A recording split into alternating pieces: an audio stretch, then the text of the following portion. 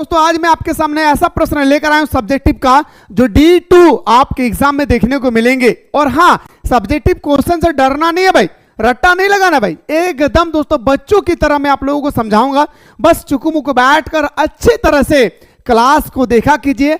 यकीन मानिए मेरे दोस्त, कभी भी आपको रट्टा लगाना नहीं पड़ेगा। अगर आप मिसाइल क्लासेस के एप्लीकेशन से स्टडी कर रहे हैं तो जो भी स्टूडेंट्स चाहते हैं कि सर मुझे मिसाइल क्लासेस के एप्लीकेशन से पढ़ाई करना है तो दोस्तों अभी डाउनलोड करें प्ले स्टोर से मिसाइल क्लासेस के एप्लीकेशन पे। और जाने के बाद दोस्तों आप लोगों के सामने हमारा फाउंडेशन कोर्स अवेलेबल हो चुकी है, जहां पे दोस्तों आप लोगों का 60% का ऑफर चल रही है। यानी 999 रुपया का कोर्स आप लोगों को मात्र दिया जा रहा है 399 रुपया में। एक बार पे करें और सुबह शाम हमारे साथ दोस्तों ऑनलाइन क्लास में जुड़े रहें। ये बंदा का वादा है, ये बंदा वादा करता है मेरे दोस्त कि अगर ऑफलाइन के कोचिंग से, ऑफलाइन के ट्यूशन से अगर 10 गुना बेटर अगर हमारा ऑनलाइन प्लेटफॉर्म नहीं आया तो याद रखिएगा दोस्तों 300 की जगह मैं 600 में लौटा दूंगा। हाँ, ये बंदा दोस्तों इसीलिए दोस्तों ये चैलेंज करता है क्योंकि जो चीज बताता हूं एग्जाम में D2 वही क्वेश्चन छप जाता है भाई।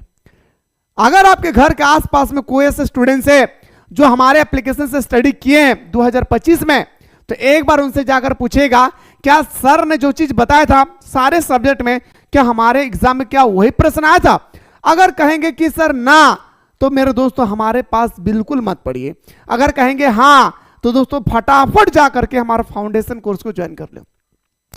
यहां पे दोस्त रट्टा नहीं लगाया जाता है। सबसे बेनिफिट बात यही है भाई कि यहाँ पे आप लोगों को रट्टा लगाना नहीं है भाई। यहाँ पे बच्चों की तरह आप लोगों को समझाया जाता है और समझाया ऐसा जाता है दोस्त कि आपके माइंड में एक ही बार सेटअप हो जाती है। अगर आप लोग देखना चाहते हैं तो वीडियो पर बने रहे। तो आइए सर बात करते हैं दोस्तों मंथली टेस्ट में हम लोग का किस प्रकार से अभी हम लोग का सब्जेक्टिव क्वेश्चन छपने वाले हैं। दोस्तों याद रखिएगा सबसे पहला क्वेश्चन आती है सर आपकी स्क्रीन पे कि जैन शब्द का क्या अर्थ होती है। जैसे दोस्तों आप सभी को पता है जो हमारा जैन शब्द है, याद रखिएगा जैन शब्द जिन शब्द से निकला है। जिन मतलब वो जिन नहीं भाई, भूत प्रेत डायन भूत ये सब जिन नहीं भाई, ये जिन अलग जिन है भाई।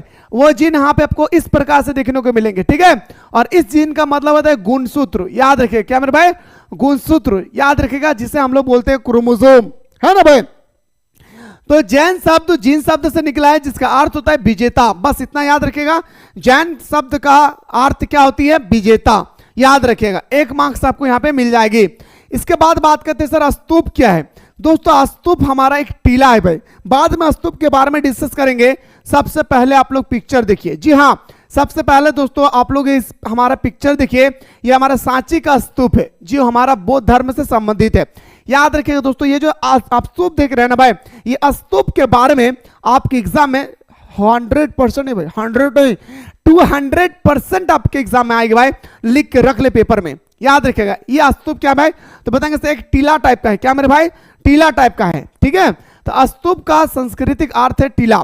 स्तूप जो हमारा है शब्द आधा स तमदुर्गु तूप, ये हमारे संस्कृत भाषा का एक शब्द है जिसका अर्थ होता है क्या, टीला, ढेर या थुहा होता है भाई।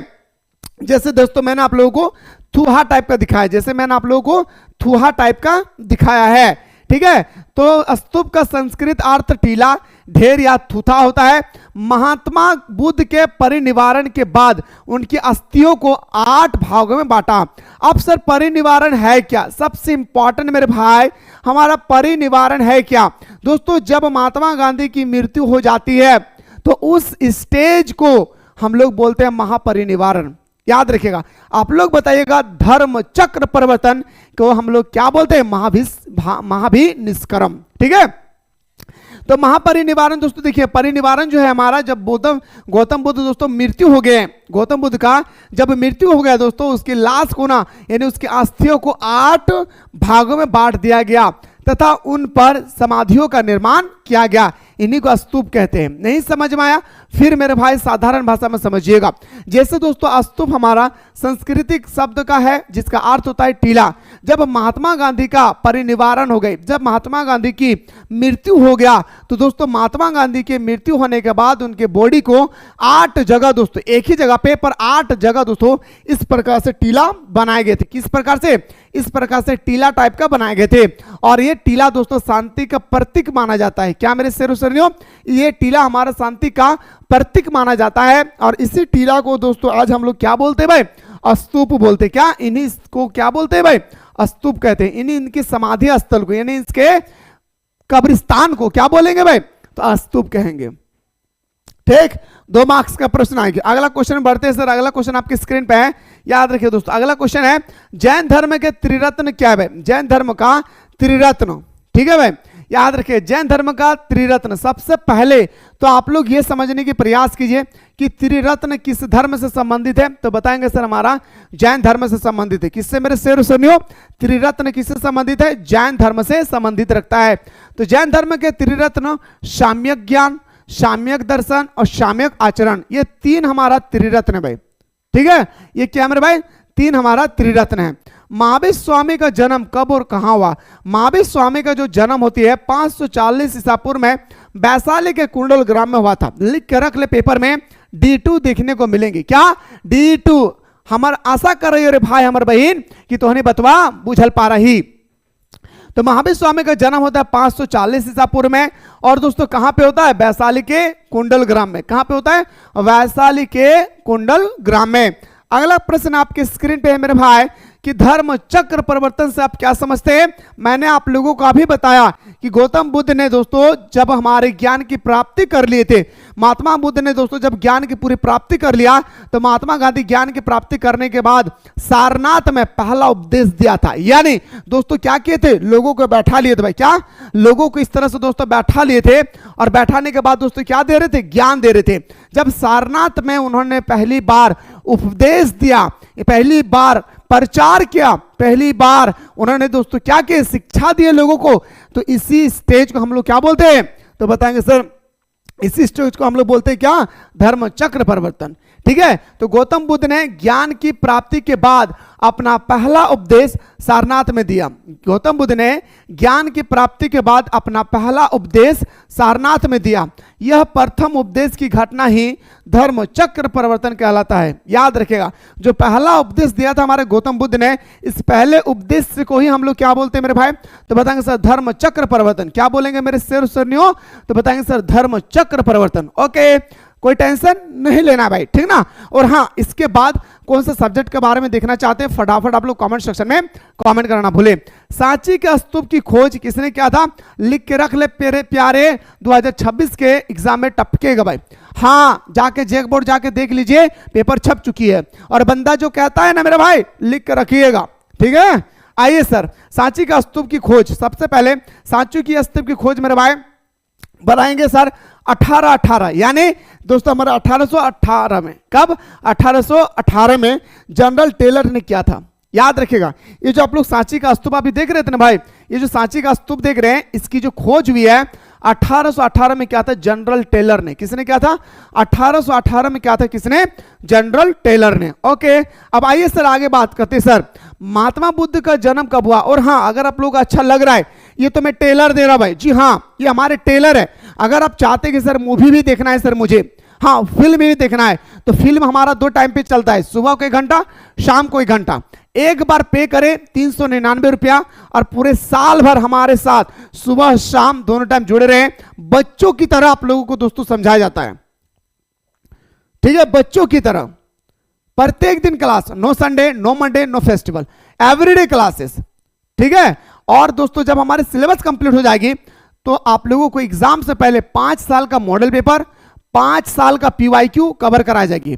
इतना करने के बाद जैक बोर्ड की इतनी औकात नहीं है मेरे भाई कि वो इससे बाहर एग्जाम में क्वेश्चन पूछ ले। जी हाँ दोस्तों, मेहनत करता हूं भाई, इसीलिए आप लोगों को कह पाता हूं भाई, बहुत मेहनत करता हूं क्लास 12 के लिए। आइए सर, महात्मा बुद्ध का जन्म कब और कहां हुआ?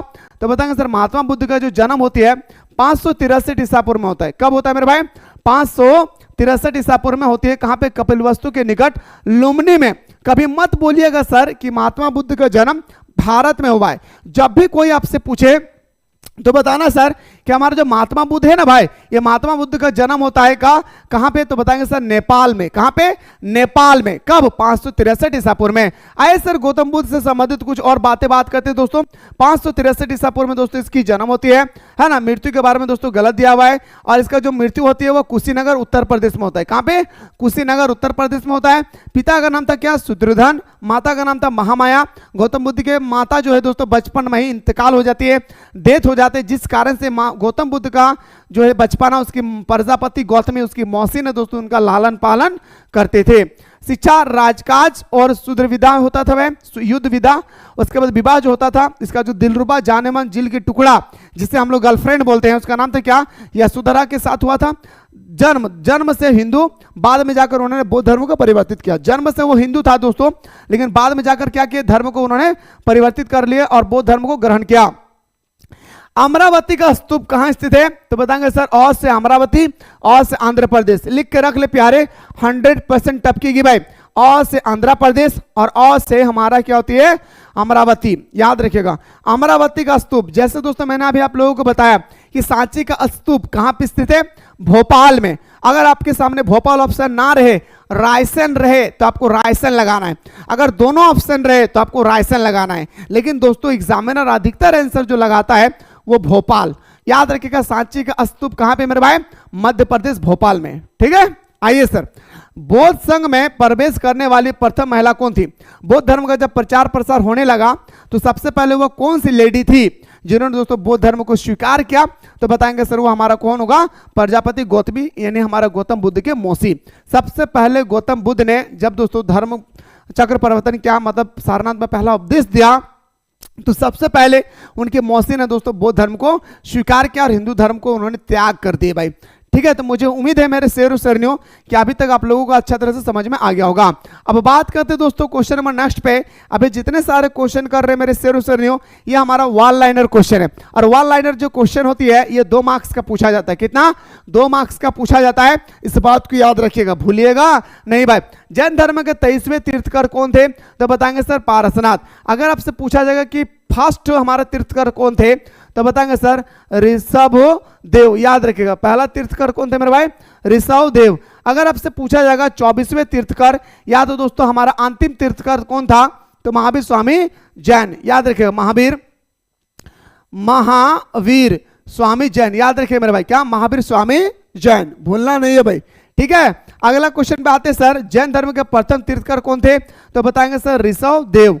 अगला सर चतुर्थ बौद्ध संगीत, ये जो चतुर्थ बौद्ध संगीत, प्रथम बौद्ध संगीत, द्वितीय बौद्ध संगीत, तृतीय बौद्ध संगीत, भर भर के आपके एग्जाम में क्वेश्चन पूछा जाएगा। क्या प्यारे, भर भर के आपके एग्जाम में प्रश्न पूछे जाएंगे, भूलिएगा नहीं भाई, है ना। अगला क्वेश्चन है सर चतुर्थ बौद्ध संगीत के अध्यक्ष कौन थे, तो बताएंगे सर चतुर्थ बौद्ध संगीत के अध्यक्ष वसुमित्र एवं उपाध्यक्ष अशोक घोष। याद रखिएगा, भूलिएगा नहीं भाई।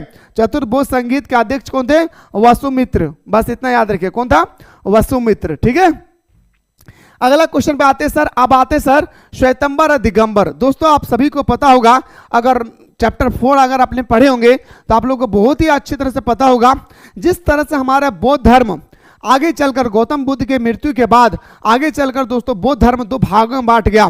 एक का नाम था सर हमारा हीनयान और एक का नाम था सर हमारा महायान। जैसे हमारे गौतम बुद्ध की मृत्यु होती है तो हमारा गौतम बुद्ध के जो धर्म था बौद्ध धर्म आगे चलकर 2 भागों में बट गया।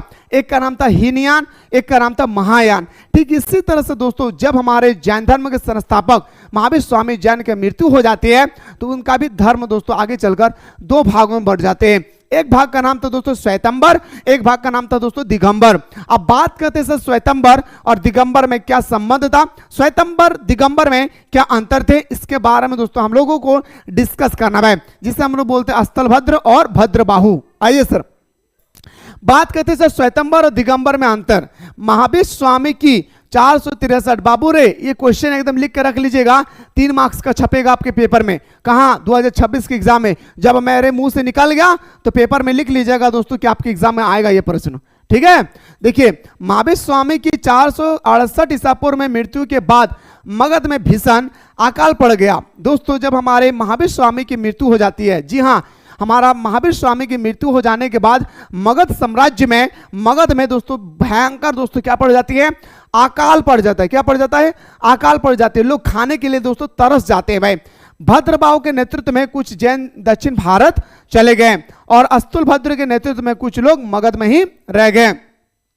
अब दोस्तों थोड़ा सा गौर कीजिएगा, भद्रबाहु, जो दोस्तों भद्रबाहु और अस्तुलभद्र, मेरे बात को गौर से सुनिएगा, भद्रबाहु और अस्तुलभद्र दोनों क्या है मेरे भाई, हमारे जैन धर्म के मानने वाले हैं। लेकिन जैसे ही हमारे महावीर स्वामी जैन की मृत्यु होती है दोस्तों, भद्रबाहु क्या करती है, वह अपना मगध को छोड़ करके दक्षिण भारत चले जाते हैं। कहां पे चले जाते हैं, दक्षिण भारत, जैसे कोई तमिलनाडु चले गए, कोई गोवा चले गए, कोई केरल चला गया भाई, ठीक है। भद्रबाहु क्या किए मेरे भाई, अपने जगह को छोड़ करके चले गए। पर अस्तुलभद्र कहते हैं नहीं भाई, हमारे टीचर्स की मृत्यु हुआ तो क्या हुआ, अरे नहीं भाई, हमारे भगवान की मृत्यु हुआ तो क्या हुआ, हम नहीं छोड़ेंगे भाई, हम इसको पहले से पकड़ के रखे, आखिरी दम तक इनको पकड़ के रखेंगे। तो दोस्तों जैन धर्म के संस्थापक महावीर स्वामी की मृत्यु के बाद भी जो जैन धर्म को पकड़ के रखा था उससे हम लोग बोलते हैं अस्थलभद्र, और जो छोड़कर चले गए थे उसको बोलते हैं भद्रबाहु। कैसे याद रखेगा सर, भौ से भाग जाना, यानी भद्रबाहु भाग गए थे, और अस्थलभद्र जो थे दोस्तों वो यहीं पे थे। अस्थल मतलब क्या होता है, जमीन, उसी जमीन पर लटके रहे भाई, ठीक है। अस्थलभद्र के अनुयायी, अनुयायी का मतलब होता है फॉलोवर्स, जैसे नहीं बोलते भाई हमारे इंस्टाग्राम में इतना फॉलोवर्स है, मतलब आपको इतना चाहने वाले हैं, ठीक है। तो अस्थलभद्र के अनुयायियों ने श्वेत वस्त्र धारण किया। थोड़ा सा गौर से सुनिएगा, बहुत इंपॉर्टेंट चीज बता रहा हूं भाई, ठीक है। तो अस्थलभद्र, आधा सौ से हमारा अस्तुलभद्र और आधा सौ से हमारा श्वेत वस्त्र। तो जो हमारा अस्तुलभद्र थे, अस्तुलभद्र कौन थे मेरे भाई, जो मगध में ही रह गए थे, याद रखिएगा, जो अस्तुलभद्र उसे कहते हैं जो मगध साम्राज्य में ही रह गए थे। जब दोस्तों अस्तुलभद्र मगध में ही रह गए तो वो लोग सफेद वस्त्र धारण कर लिए। सफेद वस्त्र मतलब समझ में आया, व्हाइट कलर का कफन, कफन दोस्तों उन्होंने क्या किया, धारण करना आरंभ कर दिया। ये पारसनाथ के अनुयायी थे। पारसनाथ कौन था दोस्तों, तो 23वें तीर्थकर थे, जैन धर्म के 23वें तीर्थकर थे, ठीक है। तो उन्होंने क्या किया, पारसनाथ के अनुयायी थे, यही श्वेतंबर कहलाए। मैं फिर से कह रहा हूं, श्वेतंबर कौन कहलाया, तो बताएंगे सर, जैसे हमारे जैन धर्म के संस्थापक महावीर स्वामी जैन की मृत्यु होती है, मृत्यु हो जाने के बाद जैन धर्म को दो भागों में बट गया। एक का नाम था अस्तुलभद्र, एक का नाम था भद्रबाहु। जो दोस्तों भद्रबाहु थे वो अपने राज्य को छोड़कर चले गए, जो हमारा अस्तलभद्र थे वो हमारे राज्य में ही रह गए, यानी मगध साम्राज्य में ही रह गए। और दोस्तों उन्होंने श्वेत वस्त्र धारण किए। तो जो श्वेत वस्त्र धारण किए और हमारे जैन धर्म के संस्थापक महावीर स्वामी जैन के मृत्यु के बाद भी अपने राज्य को नहीं छोड़ा, ऐसे लोगों को हम लोगों ने श्वेतंबर कहा, ठीक है। भद्रबाहु के अनुयायी महावीर स्वामी के अनुयायी बने रहे, वे नग थे, नगर थे, मतलब दोस्तों ये लोग क्या थे, भद्रबाहु लोग नंगा रहते थे। भद्रबाहु लोग जो थे ना नंगा रहते थे, जैसे जैन धर्म के सिद्धांत का शक्ति का पालन करते थे। और दोस्तों ये हमारा आगे चलकर दिगंबर कहलाया। बुझल पारली, मैं तो अभी टेलर दे रहा हूं।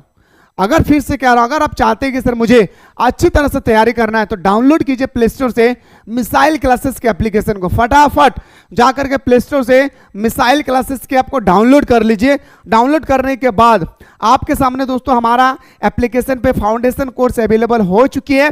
हर दिन दोस्तों यहाँ पे लाइव क्लास चलती है, सुबह शाम दोनों टाइम। तो लेट ना करें, फटाफट जाएं, कोर्स को ज्वाइन करें और हमारे साथ दोस्तों सुबह शाम आनंद लें। अगर दोस्तों ये कोर्स को अगर आप ज्वाइन नहीं करते हैं तो आपको पता नहीं चल पाएगा कि हमारे एग्जाम में किस प्रकार से क्वेश्चन आएंगे, 5 साल का मॉडल पेपर हमें कहाँ मिलेंगे, 5 साल का PYQ हमें कहाँ मिलेंगे, एग्जाम से पहले एग्जाम पेपर जो कंडक्ट कराई जाती है वो हमें कहाँ मिलेंगे। तो सारा वो चीज आपको यहाँ पे देखने को मिलेंगे। अगर आप ऑफलाइन में ट्यूशन कर रहे हैं ना या कोचिंग कर रहे हैं, ये बंदा चैलेंज करता है दोस्त, हाँ ये बंदा चैलेंज करता है कि ऑफलाइन की कोचिंग और ट्यूशन से 10 गुना प्रॉफिट आपको यहाँ पे मिलने वाला है, 10 गुना। याद रखिएगा दोस्तों, बच्चों की तरह समझाया जाता है यहाँ पे, ठीक है। अगला क्वेश्चन में बढ़ते हैं सर। अगला क्वेश्चन मेरे दोस्तों आप देख सकते हैं मेरे भाई, एक नंगा है भाई, एक हमारा पहना हुआ भाई। ये हमारा नंगा है दादा, ये हमारा श्वेत वस्त्र धारण कर लिए, जो तो हमारा श्वेतंबर जो कहलाया वो श्वेत वस्त्र धारण कर लिए। जो नंगा थे वो दोस्तों हमारा क्या कर लिए, भद्रबाहु कहलाया।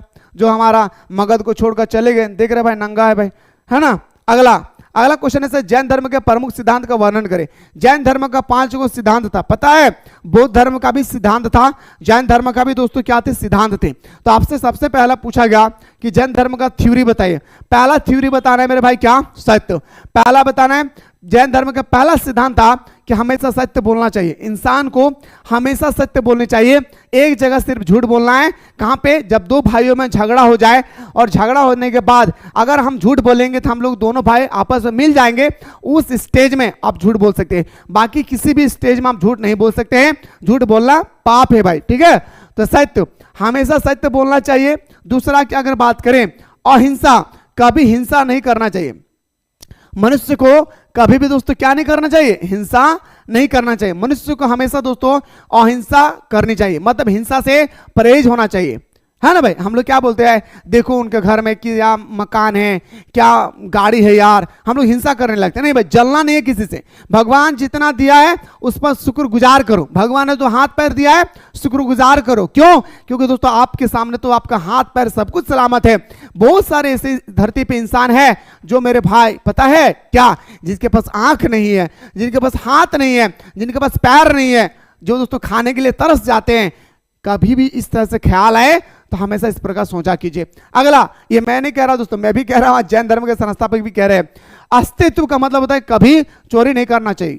कभी भी दोस्तों क्या है, चोरी नहीं करना चाहिए। और हां, जैन धर्म के अनुसार किसी भी व्यक्ति के सामान को देखकर लालची करना, यह भी क्या है भाई?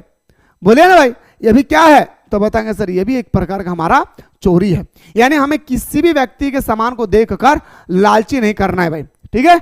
अगला सर हमारा अपरिग्रह। अपरिग्रह का मतलब क्या होता है दोस्तों? संपत्ति का संग्रह ना करो, क्योंकि यह धरती छोड़कर चले जाना है भाई। ये जो हमारा धरती है, ये धरती छोड़कर हमें चले जाना है, इसलिए संपत्ति का संग्रह ना करो, ठीक है ना।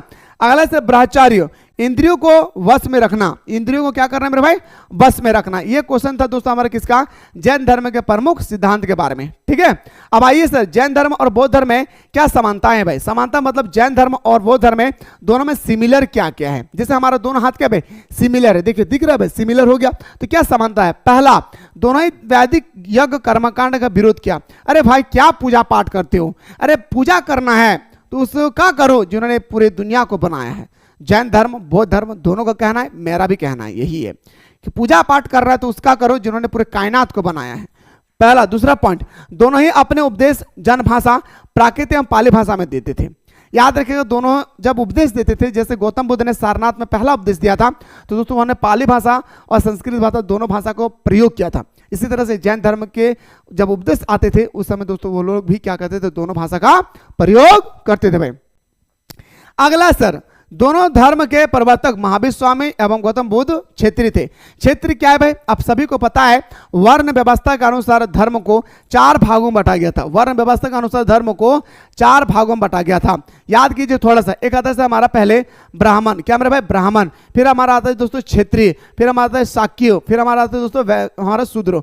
तो हमारा जो क्षेत्र था ना दोस्तों, इसका काम था युद्ध के क्षेत्र में क्या करना? लड़ाई करना, है ना भाई? युद्ध करना, लड़ाई में मदद करवाना, ठीक है। आइए सर, और इसी प्रकार हमारे जो शाक्य होते थे इसका काम होता था किसान, व्यापार। शूद्र का काम होता था तीनों वर्णों का क्या करना है मेरे भाई? सेवा करना। बहुत इंपॉर्टेंट चीज है भाई, ठीक है। चौथा पॉइंट में, जाति प्रथा का दोनों धर्मों में कोई स्थान नहीं था। जाति प्रथा, जात पात, कौन हिंदू, कौन मुस्लिम, कौन सिख, इसका कोई वैल्यू नहीं था भाई हमारे। कहां पे? तो बताएंगे सर हमारे जैन धर्म और बौद्ध धर्म दोनों लोग ये तो विरोध करते थे, कोई जात पात नहीं होता भाई।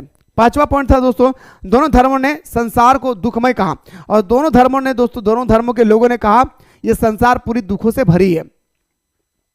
हाँ, यहां पे अपने संपत्ति को संग्रह ना करो, क्योंकि यह धरती हमें एक दिन छोड़कर क्या करना है मेरे भाई? चले जाना है भाई, ठीक है।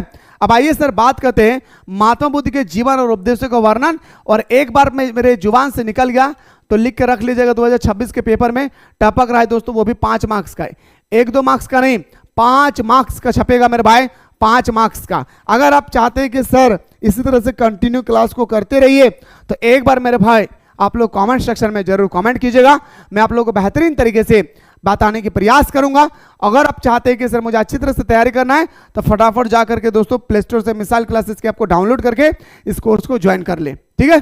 अगर कोई भी डाउट हुई तो नीचे नंबर स्क्रॉल हो रही है, इस नंबर पे व्हाट्सअप कीजिएगा, हमारी टीम आपको रिप्लाई करेगी। फिलहाल बात करता हूं दोस्तों नेक्स्ट वीडियो में। जय हिंद, जय भारत, वंदे मातरम।